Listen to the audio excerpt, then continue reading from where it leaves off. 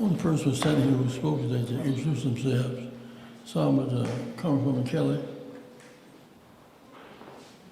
Wait. Introduce yourself.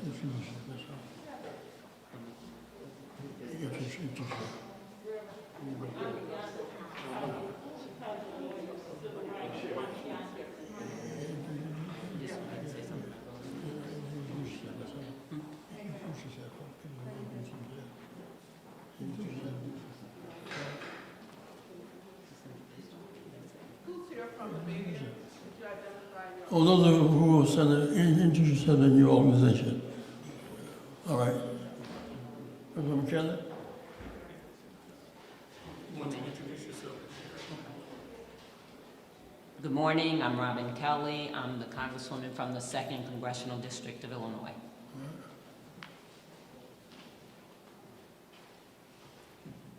Good morning, I'm Carol Levine. I'm the chair of Courts Matter, Illinois. Good morning, I'm Mary Gardner, Women of the 7th Congressional District, Chairperson. Good morning, I'm Kathleen Rivera, President of Virtual Learning Systems, where education and voting rights begin in the classroom.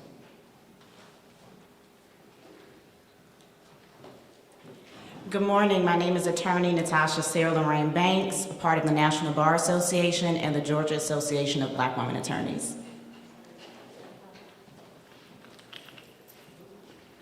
Good morning. I'm Ami Gandhi with Chicago Lawyers Committee for Civil Rights.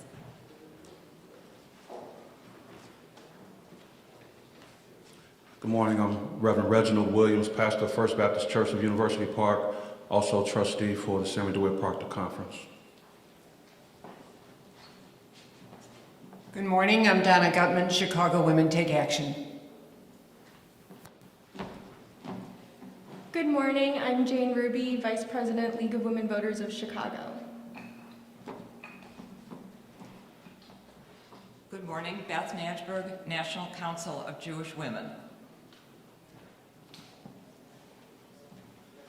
Good morning, Julia Klein, Neighbors Who Vote, and the IL Vote Coalition. Good morning, Jay Young, Common Cause, Illinois. Hi, Catherine Mardykes, League of Women Voters of Chicago. Good morning, Lance Goff, represent the Chicago Board of Elections. Good morning, Madeline Dubeck from Change, Illinois.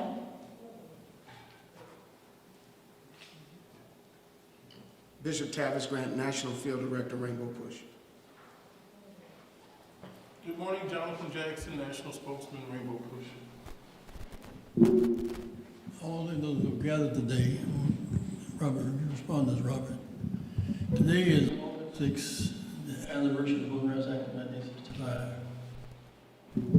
African Americans have been denied the right to vote for 346 years. It triggered a whole new era of voting. In 65, blacks couldn't vote in the South. 80-year-olds couldn't vote. You couldn't vote on campus, you couldn't vote bilingually at that time. Native Americans couldn't vote. We can only vote one day a week, Tuesday. Since that time, we moved to same-day registration, moved to mail-in voting. And the Voting Rights Act today is under attack. They want to take away same-day voting, they want to take away mail voting. They will make the ballots less accessible, the precincts less accessible. They want the right to decertify votes. In Georgia, they made a move to sideline the Board of Elections chairman. Let the legislature determine the vote. Right-wing schemes. This is a Confederate scheme. The Confederate States now have the most unvaccinated people and the most schemes to take away the vote. They've always tried to take it away. We stand together today to fight for on-site same-day registration, easy access to voting, and to resist the attacks on the Voting Rights Act today. John Lewis Act kind of restores Section 5 and Section 2. Also, for the People's Act, more days, more access to vote. I really want Robin to respond now. And we'll meet again the 21st, right? Robert?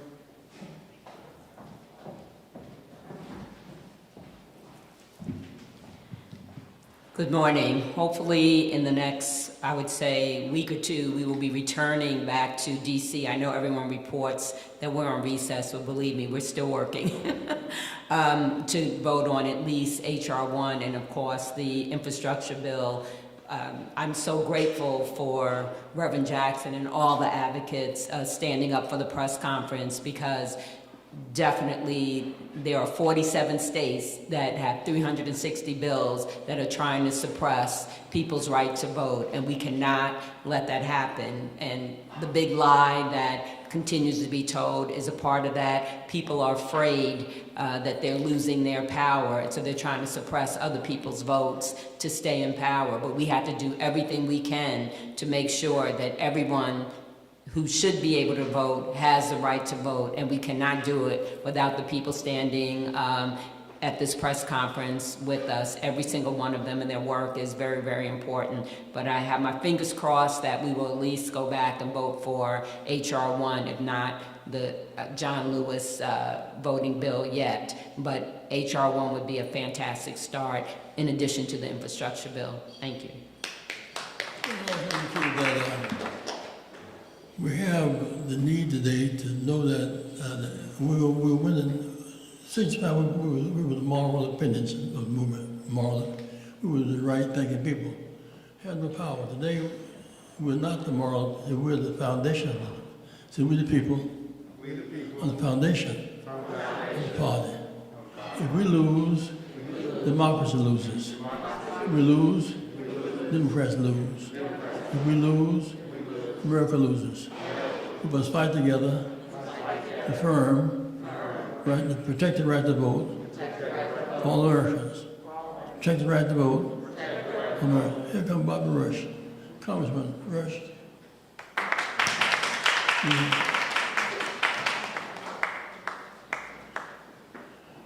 Any other questions from the media? Chandler?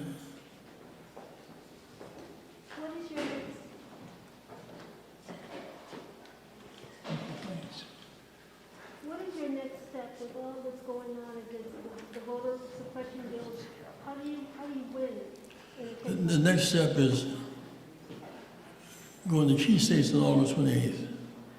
August 28th is the date of the March on Washington 1963. We marched that day for public accommodation. There was one black official in the whole South, Leroy Johnson, Atlanta, Georgia. No officials in Virginia, North, South Carolina, Florida, Alabama, Georgia, Mississippi, Arkansas. There's 60 blacks, there were 4 blacks in Congress, there's 60. No Latinos, now 45. We become a much more inclusive government since that time.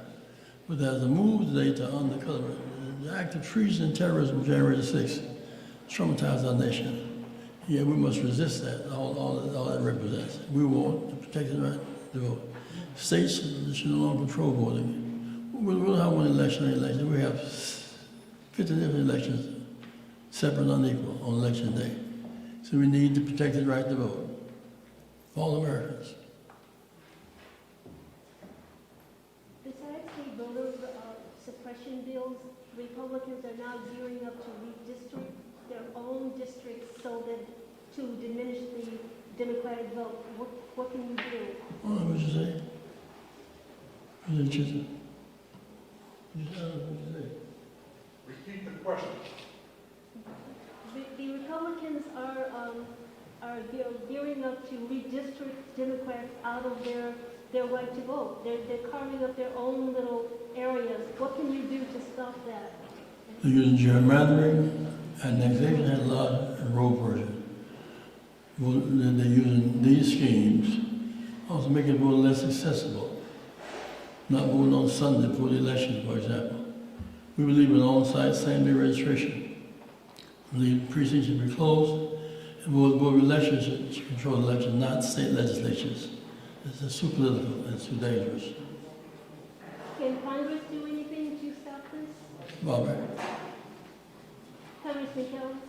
I'm sorry, I missed the question. can Congress do anything to stop the Republicans from their plan to eliminate the Democrats from their districts?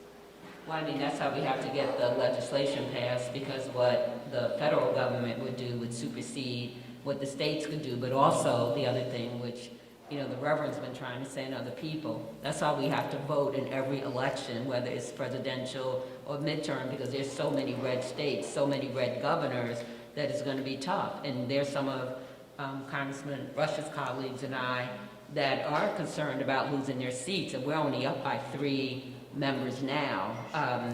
It'll be 5 by the end, but right now we're hanging by the hair of our chinny chin chin. So it's tough with all the Republican governors, unless some states do have independent commissions, so it'll go by that, but probably more of those states are states led by Democratic governors. Remember something mentioned on Wednesday in Washington. Let me say this to you. We're against the filibuster. It's always been used to interfere with progress. They use filibuster to maintain slave legislation, to maintain segregation legislation. They use it against women's right to vote.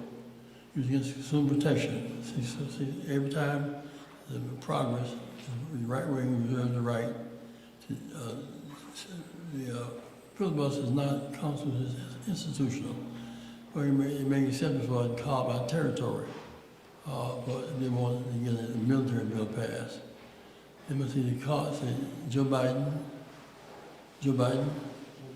must lead the Congress, either carve out voting, election, or fight, move on without them. This is the LBJ moment. Barber?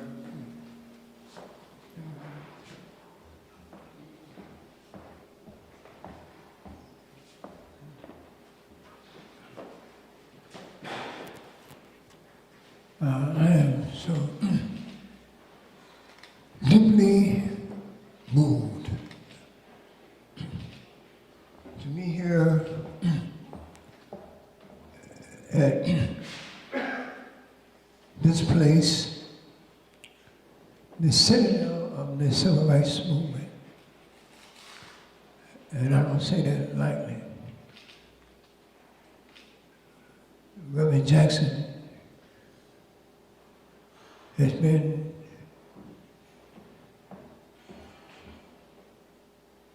in the front of the vanguard,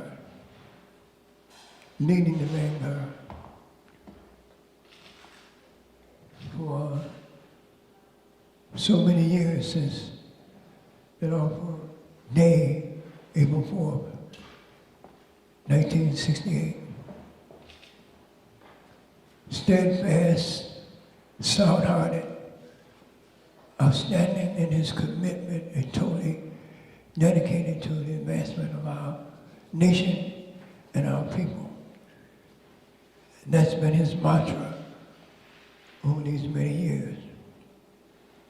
But certainly at this difficult time in our nation's history, when we see from the right wing, from the extreme right, from those who will not stop at anything in order to deny African Americans, Latinx, poor people their democratic and constitutional right to vote, so that they can steal elections, not only in 2022, but even beyond 2024, 2028, deep into our future. And as we stand here and voice the spiritual opposition to that onslaught by the right wing of this nation, I really think that we ought to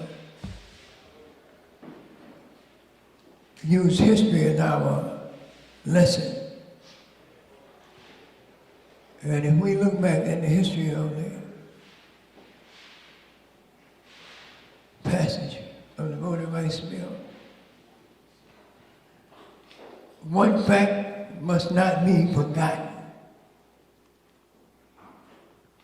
that although LBJ provided the presidential leadership, the legislative acumen, the foresight, and the commitment to sign that bill into law, it was only because of the grassroots involvement, only because the grassroots engaged in using its moral power, marching and creating havoc, disrupting the comfort of those who were attacking us. And I'm saying that we are here at a precise moment where we have a new version of LBJ, Joe B.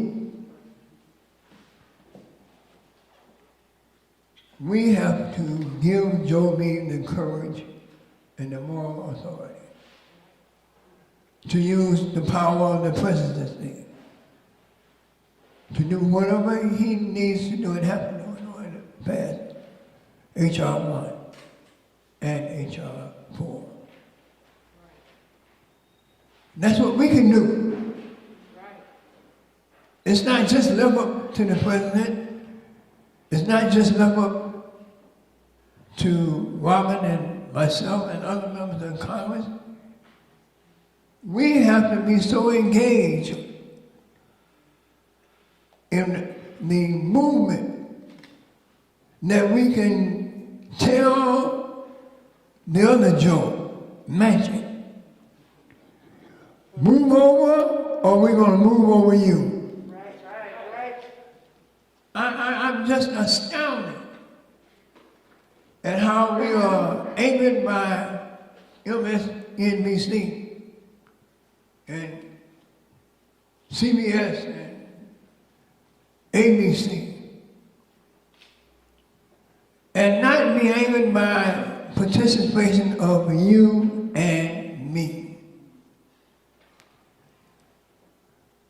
We can be as mad as we want and can be. But unless we demonstrate our outrage, then the outcome of this process is going to be something that's really going to make us mad. And I'm saying at every neighborhood, every community, every church, every community organization, and even my brothers who are on the streets don't think that they got an investment. If you don't think that you got an investment, wait until they start stealing elections. Commanding elections until legislative bodies across this nation start decommissioning the vote, making the votes null and void, predicting and elected officials through legislative process. Look, let's open our eyes. Our nation is at stake. But if that don't move some of you, let me just say that you're a part of the nation. Your future, your family's future, boys and girls, your children, their future is at stake. We got moral authority here now. but nobody is feeling it. Nobody's hearing it, nobody's moved by it, nobody's, let's deliver the pain of the process. That's the way we can stop this. That's the only way we can stop it. We got to take to the streets.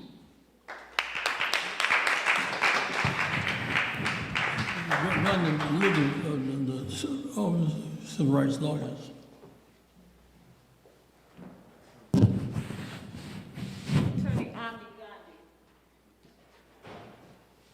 I'm Ami Gandhi, Senior Counsel at Chicago Lawyers Committee for Civil Rights. We have the privilege of helping voters over the phone and in person in every election in Illinois and Indiana. And even in places like Illinois, even in the year 2020 and 2021, too many eligible voters still face obstacles to casting their ballot. It shouldn't be controversial that every eligible voter should have the right to vote and have their voice heard.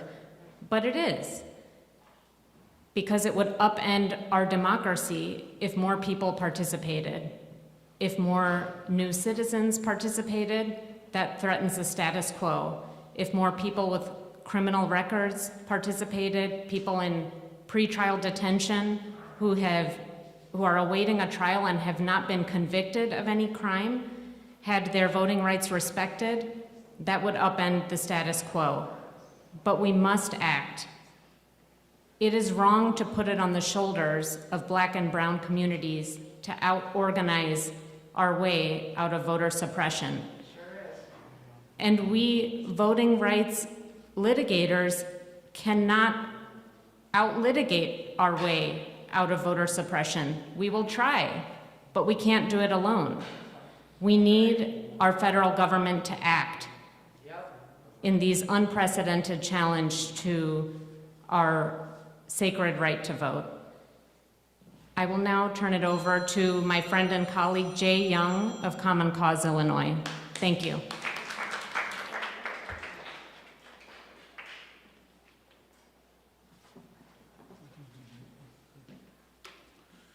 Good morning, everyone. I'm Jay Young, Executive Director of Common Cause. Sister Fannie Lou Hamer told us that nobody's free unless we're all free. But if we want to be free, we have to act. We must do our part to create a fair and more just society. We need to take bold action to ensure every American can enjoy the freedoms, rights, and liberties that are supposed to be guaranteed to us by this country. That starts with protecting the right to vote and by strengthening our democracy. As politicians and wealthy special interests attempt to silence our voices and restrict the right to vote, Congress right now is considering a bill that could fundamentally change who has the power in this country. The For the People Act is the boldest pro-voter, anti-corruption piece of legislation Congress has considered in decades. The bill would protect voting rights by giving voters more safe and accessible options to cast their ballot and set national standards for how elections should be run. It would also break the grip of big and dark money in our politics with new disclosure rules, end gerrymandering, and strengthen ethics laws. And while the For the People Act will set common sense standards for elections and block those current attacks on voting rights we've been hearing about, the John Lewis Advancement Act, will restore and strengthen the Voting Rights Act of 1965 to help prevent future discriminatory attacks on voting by requiring changes to election laws in jurisdictions with a history of discrimination to be approved by courts or the Justice Department. Today, all of us here call on our members of Congress, particularly our senators, to protect our freedoms and pass the For the People Act as well as the John Lewis Voting Rights Advancement Act. We know that the path forward will likely include reforms to the Senate's rules. They've been amended before, many times. The Senate must do its job and change its rules so the For the People Act and other bills can simply get an up or down vote. John Lewis told us that freedom is not a state, it's an act. I'm proud to stand up here with all of these folks. They're all ready to act. I'm ready to do my part. I hope all of you are ready to do so as well. To summarize what we've done here today, we pulled together groups who work but not in tandem. We're building a new rainbow. We're building a new coalition today. We're building a new rainbow today. Bishop, sums up, Bishop. Today's meeting was an opportunity to seize upon the moment that is before us. This is a season of Cheney, Swerner, and Goodman. This is a season of the most consequential, existential threat to our democracy. And we are thankful for the work of Reverend Jesse Lewis Jackson bringing us together in this moment. Let's give a round of applause to him. There are several things that are going to happen. The question earlier was, what could we do? And Congressman Rush made it succinctly. We can collaborate, we can build coalitions, and we can beat this. We know that we can because Reverend Jackson joined Congresswoman Cori Bush this week in raising the profile and the moral imperative that in a pandemic you cannot evict 11 million people. And subsequently, the CDC extended the moratorium to save families, to save homes, and save communities. And so we are marching across America in every community, every city, do several things. One, the youth vote is critical. Reverend Jackson is launching a youth vote education mobilization across the country, starting with our historically black colleges and local city and community colleges and universities to raise the imperative that the youth vote must count going into the midterms. Secondly, we must educate our constituency, and you heard from many of the speakers talk about the For the People's Act. You heard them talk about the John Lewis Voting Rights Advancement Act.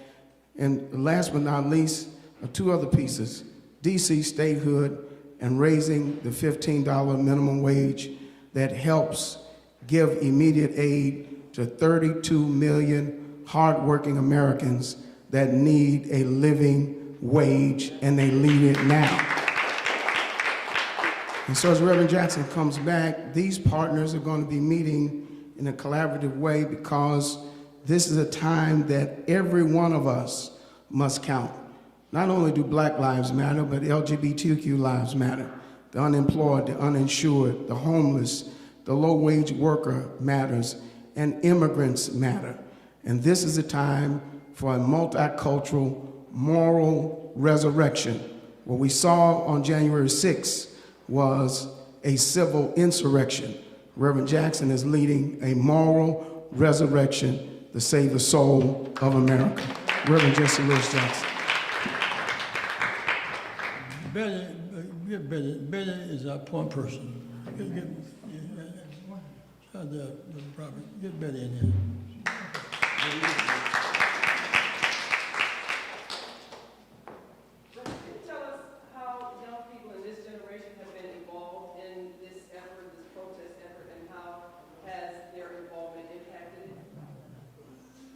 Black Lives Matter has been a big part of it, but more than that, students are facing huge amounts of debt crisis, need comprehensive health care. Unless it's driving to vote when they attend school, residents are voting. In these small towns with big colleges, right-wing legislators, we want young people must vote and run for office. Let me thank you guys. Thank you very much. Appreciate it. Thank you. This ends the press conference. We will be shifting to the luncheon to watch